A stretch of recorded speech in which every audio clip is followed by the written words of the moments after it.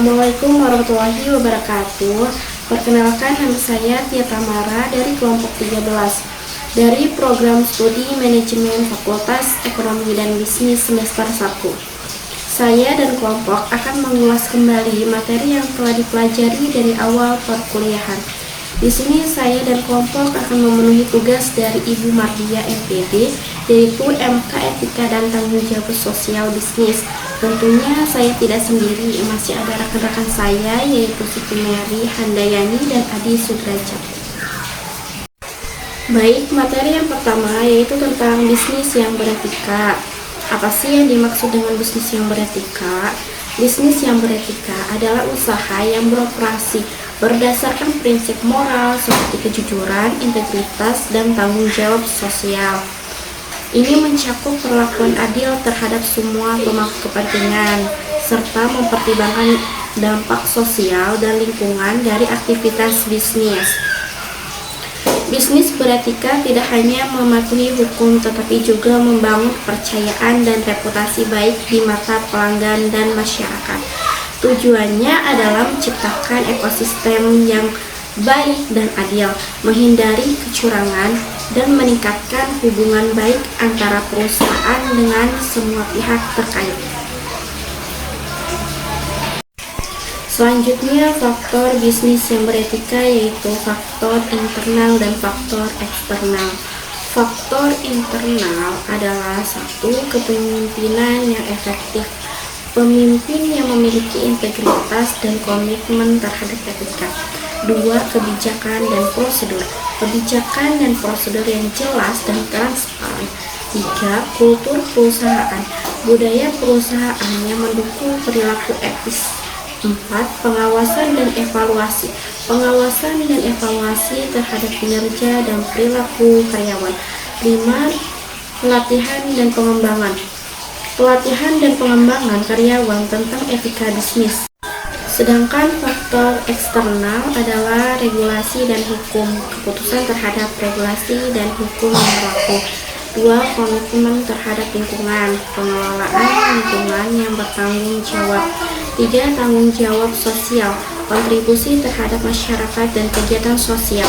4. Kerjasama dengan pihak ketiga, kerjasama dengan pihak ketiga yang beretika.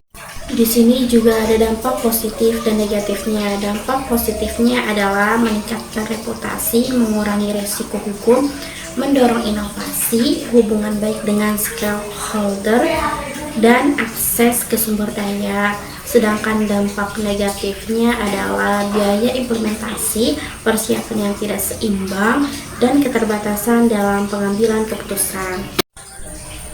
Materi yang kedua, perusahaan dan pemangku kepentingan atau disebut dengan stakeholder, memiliki hubungan yang sangat erat dalam konteks bisnis dan manajemen. Perusahaan adalah suatu organisasi yang bergerak dalam bidang ekonomi, mencakup produksi, distribusi, dan jasa dengan tujuan utama mencari keuntungan. Perusahaan dapat terbentuk badan hukum, misalnya PT, CV, atau yayasan, atau tidak. Berbeda hukum misalnya perusahaan perorangan. Sedangkan pemangku kepentingan adalah individu, kelompok, atau organisasi yang memiliki kepentingan langsung atau tidak langsung terhadap perusahaan dan aktivitasnya. Mereka dapat dipengaruhi oleh keputusan dan tindakan perusahaan. Ada peran dan manfaat pemangku kepentingan, yaitu peran pemangku kepentingan: 1. Membantu perusahaan mencapai tujuan. 2. Mengawasi kinerja perusahaan. 3. Memberikan umpan balik dan saran. 4. Membantu mengembangkan strategis bisnis. 5. Meningkatkan reputasi perusahaan. Manfaat pengolahan hubungan dengan pemangku kepentingan yaitu 1. Meningkatkan kepercayaan dan kesetiaan. 2. Mengurangi resiko atau konflik. 3. Meningkatkan kinerja perusahaan. 4. Membuka kesempatan bisnis baru. 5. Meningkatkan reputasi dan citra perusahaan. Jenis pemangku kepentingan: 1. Internal, yaitu karyawan, pemilik saham, dan manajemen. 2. Eksternal, yaitu pelanggan, pemasok, kreditor, masyarakat sekitar, pemerintah, dan lingkungan hidup. 3. Strategis, mitra bisnis, kompetitor, dan asosiasi industri. Dampak perusahaan dan pemangku kepentingan adalah dampak positif dan dampak negatif. Dampak positifnya yaitu 1. Meningkatkan kepercayaan, 2. Meningkatkan kinerja, 3. Mengembangkan bisnis, 4. Reputasi positif, 5. Inovasi. Sedangkan dampak negatifnya adalah 1. Konflik kepentingan, 2. Kehilangan kepercayaan, 3. Dampak lingkungan, 4. Kerusakan sosial, dan 5. Tuntutan hukum. Baik, selanjutnya materi berikutnya akan disambung oleh Adi Sudrajat.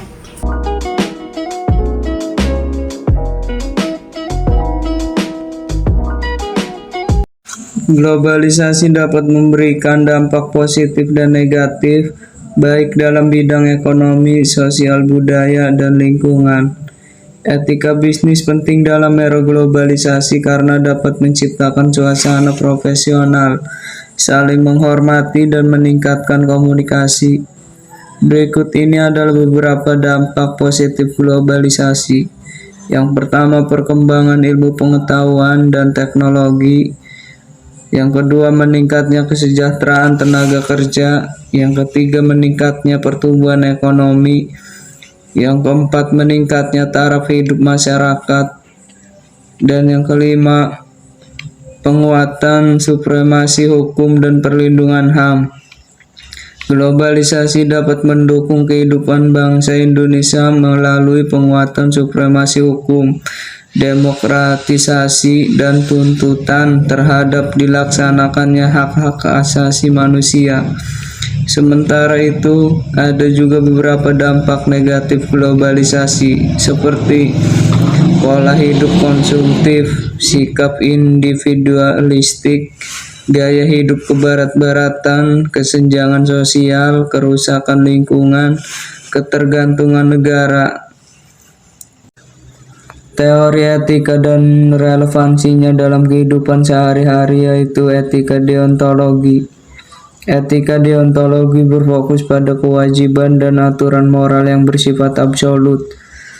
Relevansinya dalam konteks kehidupan sehari-hari, etika deontologi relevan ketika kita dihadapkan pada keputusan yang mengharuskan kita mengikuti aturan dan kewajiban, seperti kejujuran, keadilan, atau kewajiban moral terhadap orang lain. Misalnya, berkomitmen untuk tidak berbohong meskipun hasilnya merugikan.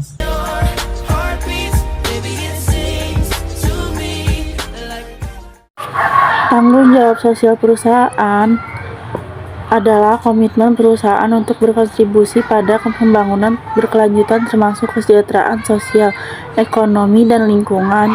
CSR bertujuan untuk memberikan dampak positif pada masyarakat dan lingkungan sambil tetap menjaga keberlanjutan bisnis. Tujuan CSR Pertama, meningkatkan reputasi perusahaan dengan menunjukkan tanggung jawab sosial. Perusahaan dapat meningkatkan citra baik di mata masyarakat. 2. Memperdayakan masyarakat. CSR mendukung program-program pemberdayaan seperti pelatihan, pendidikan, atau bantuan sosial. 3. Melindungi lingkungan. Perusahaan berperan aktif dalam menjaga lingkungan melalui penggunaan energi bersih, daur ulang, dan pengelolaan limbah. 4. Memastikan berkelanjutan bisnis dengan membangun hubungan baik dengan masyarakat. Perusahaan menciptakan lingkungan bisnis yang mendukung operasional jangka panjang. Contoh aktivitas: pertama, program beasiswa pendidik bagi anak kurang mampu. Kedua, menanam pohon atau pengelola sampah untuk pelestarian lingkungan. Ketiga, pemberian bantuan bagi korban bencana alam. 4. Memperdaya UMKM di sekitar wilayah operasi perusahaan. Audit kinerja. Audit kinerja sosial adalah proses evaluasi sistematis terhadap tanggung jawab sosial perusahaan. Tujuan audit ini adalah untuk memastikan bahwa CSR yang dilakukan sesuai dengan visi misi serta dampak yang diharapkan oleh perusahaan terhadap masyarakat dan lingkungan. Tujuan audit kinerja sosial: mengukur efektif, memastikan program telah memberikan dampak positif sesuai rencana. Kedua, meningkatkan transparansi, memberikan laporan yang dapat dipertanggungjawabkan kepada pemangku kepentingan. 3. Membantu pengambilan keputusan, memberikan data akurat untuk menyusun strategis. Selanjutnya, 4. Meningkatkan akuntabilitas, menunjukkan komitmen perusahaan terhadap tanggung jawab sosial.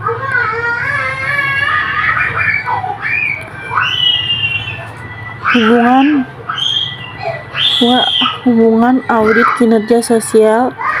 Audit kinerja sosial memastikan bahwa dilaksanakan secara efektif dan memberikan dampak positif yang diharapkan. Selain itu, audit juga membantu perusahaan meningkatkan strategis untuk mencapai keberlanjutan jangka panjang. Materi ke-6, hak dan kewajiban pemilik usaha. Pemilik usaha memiliki hak-hak tertentu yang melindungi kepentingan dan keberlangsungan bisnisnya. Hak-hak tersebut antara lain: pertama, hak atau keuntungan profit. Pemilik usaha berhak mendapatkan keuntungan dari hasil operasi bisnis sesuai dengan kontribusi modal atau kerja yang telah dilakukan. 2. Mengelola dan mengontrol usaha. Pemilik usaha berhak mengambil keputusan strategis termasuk menentukan arah kebijakan dan strategis pengelola usaha. 3. Hak atas kekayaan usaha.